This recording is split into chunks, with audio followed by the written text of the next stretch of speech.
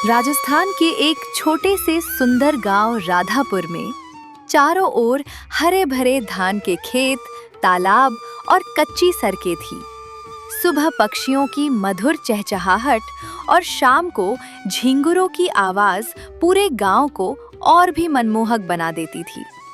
उसी गांव के एक कोने में मिट्टी के छोटे से घर में रघु अपनी मां कमला देवी के साथ रहता था। कई साल पहले रघु के पिता का देहांत हो गया था। तभी से पूरे परिवार की जिम्मेदारी रघु के कंधों पर आ गई थी। रघु हर रोज सुबह सुबह खेतों में काम करने निकल जाता था। कभी वह दूसरों के खेतों में धान काटता, कभी मिट्टी खोदता, तो कभी ईंटें ढोने का काम करता। दिन भर कड़ी मेहनत करने के बाद वह शाम को थका हारा अपने घर लौटता था। गरीबी उनके जीवन का हमेशा का साथी थी। फिर भी माँ बेटे के चेहरे पर कभी शिकायत नहीं होती थी। उन्हें पूरा विश्वास था कि एक ना एक दिन उनकी जिंदगी में भी अच्छे दिन जरूर आएंगे। माँ, बहुत भूख लगी है। सुबह से कुछ भी नहीं खाया। क्या आज कुछ अच्छा बनाया है? बेटा, आज घर में सिर्फ 2 सूखी रोटियां और थोड़ा सा अचार है। तू खा ले, मैं बाद में कुछ खा लूंगी। माँ, आप फिर वही बात कह रही हैं। मैं अकेला नहीं खाऊंगा, हम दोनों मिलकर बांट कर खाएंगे। रघु ने आधी रोटी अपनी माँ को दे दी। दोनों मुस्कुराते हुए खाने लगे। खाना बहुत साधारण था, लेकिन उनके बीच का प्यार अनमोल था। खाना खाने के बाद रघु बिस्तर पर लेट गया और सोचने लगा, आखिर कब तक ऐसे ही चलता रहेगा। अगली सुबह रघु ने अपनी माँ से कहा, माँ, अब मैं सिर्फ मजदूरी करके जिंदगी नहीं बिताना चाहता। तो फिर क्या करना चाहता है बेटा? मैं अपना खुद का कारोबार शुरू करना चाहता हूँ। ऐसा काम करूंगा कि हमारी जिंदगी से गरीबी हमेशा के लिए खत्म हो जाए। बेटा, कारोबार शुरू करना आसान नहीं होता। उसके लिए पैसे भी चाहिए और अनुभव भी। पैसे आज नहीं है, लेकिन मेहनत करने का हौसला है। मैं सीखूंगा, मेहनत करूंगा और एक दिन जरूर सफल बनूंगा। भगवान करे तेरे सारे सपने पूरे हों। अगले दिन पड़ोस के गांव के जमींदार के घर एक भव्य शादी का आयोजन था। रघु को भी वहां निमंत्रण मिला था। शहर से मशहूर बावर्ची खाना बनाने आए थे। बड़े बड़े देगों में तरह तरह के स्वादिष्ट व्यंजन पक रहे थे। तभी हवा के साथ एक मनमोहक खुशबू रघु के पास पहुंची। रघु उस खुशबू का पीछा करते करते सीधे रसोई वाले स्थान पर पहुंच गया। काका, इतनी शानदार खुशबू किस चीज की है? ये मटन बिरयानी की खुशबू है। क्या मैं देख सकता हूँ कि आप इसे कैसे बनाते हैं? क्यों नहीं, लेकिन ध्यान से देखना। बिरयानी बनाना सिर्फ एक रेसिपी नहीं, बल्कि एक कला है। रघु एक कोने में खड़ा होकर बड़े ध्यान से सब कुछ देखने लगा। कैसे घी गरम किया जा रहा है, कैसे खुशबूदार मसालों को भुना जा रहा है और कैसे चावल की परतें लगाकर उसे दम पर पकाया जा रहा है। वह हर एक कदम को अपने मन में अच्छी तरह बसा रहा था। उसकी आंखों में अब एक नया सपना जन्म ले चुका था। अगर मैं भी ऐसी बिरयानी बनाना सीख जाऊं, तो शायद मेरी पूरी जिंदगी बदल जाएगी। ठीक उसी समय गांव के कुछ लोगों ने रघु की बात सुन ली और उसका मजाक उड़ाते हुए हंसने लगे। अरे देखो, रघु अब बावर्ची बनेगा। कल देखना, 5 स्टार होटल का मालिक भी बन जाएगा। गरीब लोगों को भी इतने बड़े बड़े सपने आने लगे हैं। सब लोग हंस रहे थे, लेकिन रघु ने एक बार भी गुस्सा नहीं किया। उसने मन ही मन कहा, आज ये लोग मुझ पर हंस रहे हैं, एक दिन मेरे काम को देखकर यही लोग मेरे लिए तालियां बजाएंगे। उस शादी के बाद से रघु की जिंदगी को एक नया लक्ष्य मिल गया। वो हर दिन पहले से भी ज्यादा मेहनत करने लगा। सुबह सूरज निकलने से पहले ही काम पर निकल जाता और शाम ढलने के बाद घर लौटता। अपने बेटे की मेहनत देखकर माँ का दिल गर्व से भर जाता, लेकिन उसके मन में चिंता भी बनी रहती। बेटा, दिन भर इतनी मेहनत करता है, थोड़ा आराम भी कर लिया कर। अभी आराम करने का समय नहीं है माँ। आज जितनी मेहनत करूंगा, भविष्य उतना ही अच्छा होगा। भगवान करे तेरे हौसले कभी कम ना हो। 1 महीने बाद रघु के हाथ में कुछ पैसे जमा हो गए। वो बाजार गया और बढ़िया चावल, ताज़ा मटन, खुशबूदार मसाले, घी और दही खरीदकर घर ले आया। फिर उसने घर के आंगन में मिट्टी का चूल्हा जलाया और पहली बार अपने हाथों से मटन बिरयानी बनाना शुरू किया। उसने पूरे ध्यान और लगन से हर एक कदम का पालन किया। लेकिन जब खाना तैयार हुआ और माँ बेटा उसे खाने के लिए बैठे, माँ बताइए कैसी बनी है? बेटा, बुरी नहीं बनी, लेकिन अभी तुझे बहुत कुछ सीखना बाकी है। इतनी मेहनत करने के बाद भी ठीक से नहीं बन पाई। बेटा, पहली कोशिश में कोई भी बड़ा रसोइया नहीं बनता। इंसान अपनी गलतियों से ही सीखता है। रघु ने हार नहीं मानी। अगले दिन उसने फिर से बिरयानी बनाई। कभी नमक ज्यादा हो जाता, कभी मटन सख्त रह जाता, तो कभी चावल ज्यादा गल जाते, लेकिन हर गलती से वो कुछ नया सीखता गया। दिन बीतते गए और वो बार बार सिर्फ अभ्यास करता रहा। आखिरकार एक दिन उसकी बनाई बिरयानी की लाजवाब खुशबू चारों तरफ फैल गई। रघु, आज तो बिरयानी कमाल की बनी है। सच कह रही हो माँ? हाँ बेटा, अब समय आ गया है कि तुम इसे लोगों को खिलाओ। तो फिर कल से मेरी नई जिंदगी की शुरुआत होगी। अगली सुबह रघु गांव की सड़क किनारे एक छोटी सी लकड़ी की ठेली लगाकर खड़ा हो गया। ठेली पर बड़े अक्षरों में लिखा था, रघु की स्पेशल मटन बिरयानी। बड़ी सी देग में गर्मा गर्म धुआं छोड़ती बिरयानी सजी हुई थी।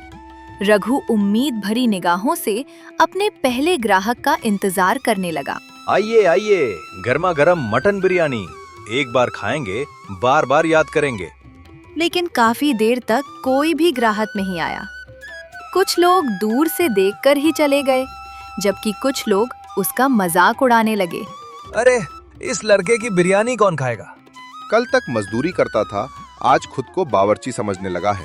चलो किसी और दुकान से खाते हैं। लोगों की बातें सुनकर रघु का चेहरा उतर गया। वो चुपचाप बैठकर सोचने लगा, शायद मेरा सपना यहीं खत्म हो जाएगा। तभी हाथ में लाठी लिए एक बुजुर्ग धीरे धीरे चलते हुए उसकी ठेली के सामने आकर खड़े हो गए। बेटा, एक प्लेट बिरयानी मिलेगी? क्यों नहीं काका, लीजिए गर्मा गर्म बिरयानी। बुजुर्ग ने जैसे ही पहला निवाला मुंह में रखा, उनकी आंखें चमक उठी। वाह बेटा, इतनी स्वादिष्ट बिरयानी मैंने बहुत दिनों बाद खाई है। सचमुच तुम्हारे हाथों में जादू है। बुजुर्ग की बात सुनकर आसपास खड़े लोग उत्सुक होकर आगे बढ़ने लगे।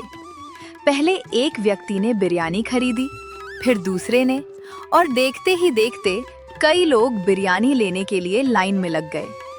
सिर्फ 1 घंटे के भीतर रघु की सारी बिरयानी बिक गई। रघु की आंखों में खुशी के आंसू आ गए। उस पल उसे एहसास हुआ कि सच्ची मेहनत और लगन कभी व्यर्थ नहीं जाती। जैसे जैसे दिन बीतते गए, रघु की बिरयानी की खुशबू और स्वाद की चर्चा दूर दूर तक फैलने लगी। अब सिर्फ राधापुर गांव के लोग ही नहीं, बल्कि आसपास के गांवों से भी लोग उसकी बिरयानी खाने आने लगे। शाम होने से पहले ही उसकी सारी बिरयानी बिक जाती थी। माँ, आज भी सारी बिरयानी बिक गई। मुझे पहले से ही पता था बेटा, तेरी मेहनत एक दिन जरूर रंग लाएगी।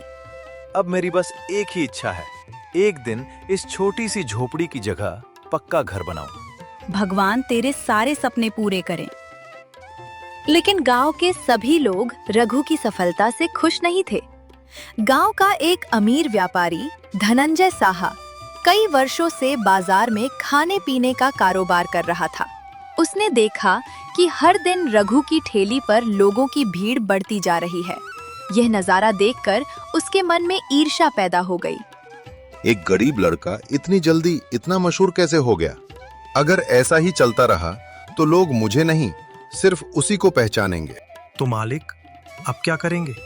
उसके कारोबार को बंद करवाना होगा। एक रात जब रघु और उसकी माँ गहरी नींद में सो रहे थे, तभी धनंजय के कुछ आदमी चुपके से रघु की ठेली के पास पहुंचे। आसपास किसी को न देखकर उन्होंने उसकी ठेली को पूरी तरह तोड़-फोड़ दिया। अगली सुबह जब रघु बाहर आया तो अपनी टूटी हुई ठेली देखकर वह स्तब्ध रह गया। किसी ने उसकी मेहनत से बनाई ठेली को बुरी तरह नष्ट कर दिया था। यह दृश्य देखकर उसकी आंखों में आंसू आ गए। किसने ये सब किया? मत रो बेटा, जिसने ठेला तोड़ा है उसने सिर्फ लकड़ी तोड़ी है, तेरी हिम्मत नहीं। मैंने कितनी मेहनत से सब बनाया था। फिर से शुरू करेगा और इस बार पहले से भी ज्यादा मजबूती से खड़ा होगा। रघु की परेशानी की खबर पूरे गांव में आग की तरह फैल गई। जो लोग रोज उसकी बिरयानी खाने आते थे वे सब उसके साथ खड़े हो गए।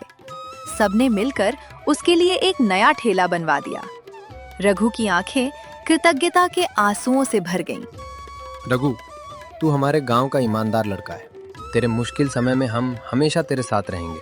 तेरी बिरयानी सिर्फ खाना नहीं, हमारे लिए प्यार और अपनापन है। आप लोगों का ये एहसान मैं जिंदगी भर नहीं भूलूंगा। बस हमें हमेशा पहले जैसी स्वादिष्ट बिरयानी खिलाते रहना। नई थैली मिलने के बाद रघु पहले से भी ज्यादा मेहनत और लगन से काम करने लगा। कुछ ही दिनों में उसकी दुकान पर फिर से पहले जैसी भीड़ लौट आई, बल्कि अब पहले से भी ज्यादा लोग उसकी बिरयानी खाने आने लगे। रघु का सिर्फ एक ही नियम था, खाने की गुणवत्ता से कभी समझौता नहीं करना है। उसकी यही ईमानदारी, मेहनत और बेहतरीन स्वाद धीरे धीरे लोगों का विश्वास जीतने लगी। रघु भाई, आपकी बिरयानी का स्वाद आज भी बिल्कुल पहले जैसा है। सिर्फ स्वाद ही नहीं, आपका व्यवहार भी बहुत अच्छा है, इसलिए हम बार बार यहीं आते हैं। आप लोगों का प्यार ही मेरी सबसे बड़ी ताकत है। उसने बाजार में एक छोटी सी पक्की दुकान किराए पर ले ली। दुकान के सामने बड़े बड़े अक्षरों में लिखा था, रघु की स्पेशल मटन बिरयानी। दुकान के बाहर कुछ लकड़ी की बेंचें भी रखी गईं, ताकि लोग आराम से बैठकर बिरयानी का आनंद ले सकें। अब रघु की दुकान का नाम सिर्फ राधापुर गांव तक ही सीमित नहीं रहा। आसपास के कई गांवों में भी उसकी बिरयानी की चर्चा होने लगी। बहुत से लोग सिर्फ उसकी बिरयानी खाने के लिए कई किलोमीटर दूर से आने लगे। रघु ने कभी भी बासी खाना नहीं बेचा। जो बिरयानी बच जाती वो उसे गरीब और जरूरतमंद लोगों में बांट देता। इसी वजह से लोगों का प्यार और सम्मान उसके लिए दिन ब दिन बढ़ता गया। रघु भाई, आपकी दुकान पर आकर सिर्फ पेट ही नहीं भरता, दिल भी खुश हो जाता है। लोगों के चेहरे पर मुस्कान देखना ही मेरे लिए सबसे बड़ा मुनाफा है।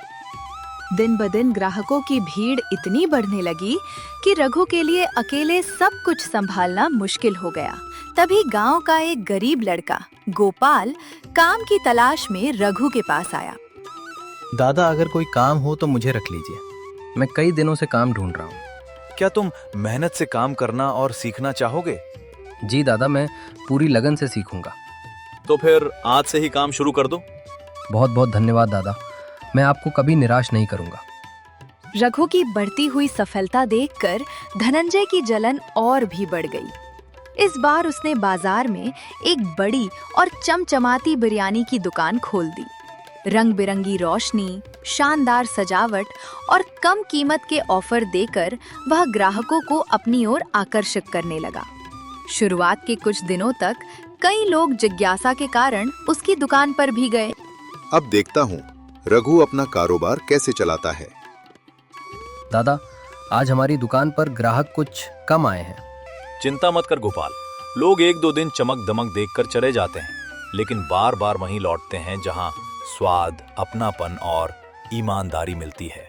रघु की बात सच साबित हुई।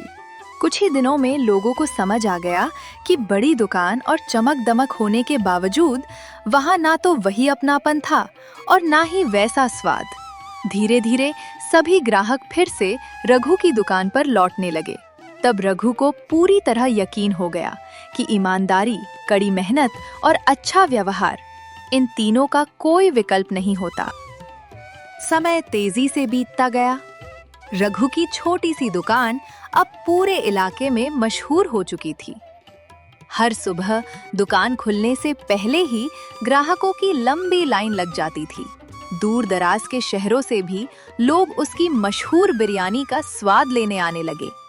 जैसे जैसे कारोबार बढ़ता गया, रघु ने गांव के कुछ और बेरोजगार युवाओं को काम पर रख लिया। कोई ग्राहकों को खाना परोसता, कोई रसोई में उसकी मदद करता तो कोई पूरे रेस्टोरेंट की साफ सफाई का ध्यान रखता। कुछ ही समय बाद रघु ने अपनी ही जमीन पर एक सुंदर, साफ सुथरा और बड़ा रेस्टोरेंट बनवाया। रेस्टोरेंट के बाहर लगे विशाल साइन बोर्ड पर बड़े अक्षरों में लिखा था, रघु की स्पेशल मटन बिरयानी हाउस। बेटा, आज तू सचमुच बहुत बड़ा आदमी बन गया है। नहीं माँ, मैं बड़ा नहीं बना हूँ। मुझे सिर्फ आपका आशीर्वाद और लोगों का प्यार मिला है। यही मेरी सबसे बड़ी दौलत है। एक दिन दोपहर के समय रेस्टोरेंट के बाहर एक बुजुर्ग चुपचाप खड़े थे। वे काफी देर से अंदर बैठे लोगों को खाना खाते हुए देख रहे थे। रघु की नजर उन पर पड़ी। काका, बाहर क्यों खड़े हैं? अंदर आइए। बेटा, मुझे बहुत भूख लगी है, लेकिन मेरे पास एक भी पैसा नहीं है। पैसे नहीं है तो क्या हुआ, पहले पेट भरकर खाना खाइए। मेरी माँ ने मुझे सिखाया है कि किसी भूखे इंसान को कभी खाली हाथ नहीं लौटाना चाहिए। रघु ने अपने हाथों से उन्हें गर्मा गर्म बिरयानी परोसकर खिलाई। बुजुर्ग ने भरपेट खाना खाया, फिर अपनी आंखों से आंसू पोंछते हुए रघु को दिल से आशीर्वाद दिया। कुछ दिनों बाद धनंजय चुपचाप रघु के रेस्टोरेंट में आया। आज उसके चेहरे पर घमंड नहीं, बल्कि शर्म और पश्चाताप साफ दिखाई दे रहा था। रघु, मुझे माफ कर दो। क्या बात है काका? जिस रात तुम्हारा ठेला तोड़ा गया था, वह मेरे ही आदमियों ने किया था। मैंने जलन और ईर्ष्या में आकर बहुत बड़ी गलती की थी, लेकिन तुमने कभी मुझसे बदला लेने की कोशिश नहीं की। आज मुझे समझ आ गया है कि इंसान की असली महानता उसके धन में नहीं, बल्कि उसके व्यवहार और दिल की अच्छाई में होती है। धनंजय काका, अगर उस दिन मेरा ठेला नहीं टूटता तो शायद मैं पहले से भी ज्यादा मजबूती से खड़ा होना नहीं सीख पाता। गोपाल, काका के लिए एक प्लेट गर्मा गर्म मटन बिरयानी लेकर आओ। उस दिन के बाद धनंजय ने कभी किसी का बुरा करने के बारे में नहीं सोचा। रघु का रेस्टोरेंट सिर्फ अपनी स्वादिष्ट मटन बिरयानी के लिए ही नहीं, बल्कि उसकी ईमानदारी, अच्छे व्यवहार और बड़े दिल के लिए भी पूरे इलाके में मशहूर हो गया। जो लड़का कभी सूखी रोटी खाकर अपना गुजारा करता था, वही एक दिन सैकड़ों लोगों के लिए रोजगार का सहारा बन गया। रघु की जिंदगी की कहानी गांव के हर इंसान को ये सिखा गई कि सपने वही सच होते हैं जिनके साथ कड़ी मेहनत, धैर्य और ईमानदारी जुड़ी हो।